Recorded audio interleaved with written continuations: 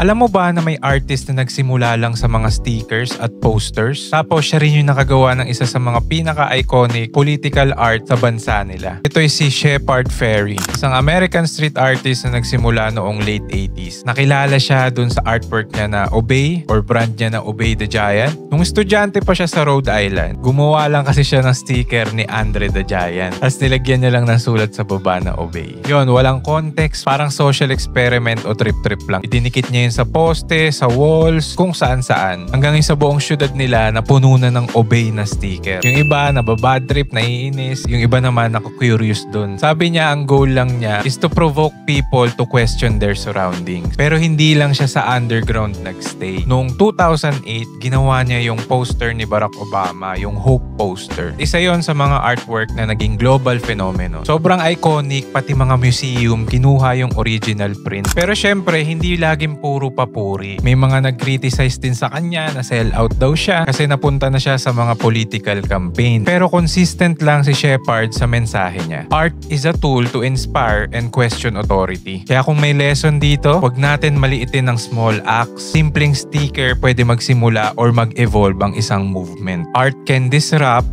inspire, and change narratives. Kung gusto mo pa ng mga ganitong kwento about graffiti, street art, and art culture, follow mo na yung page ko.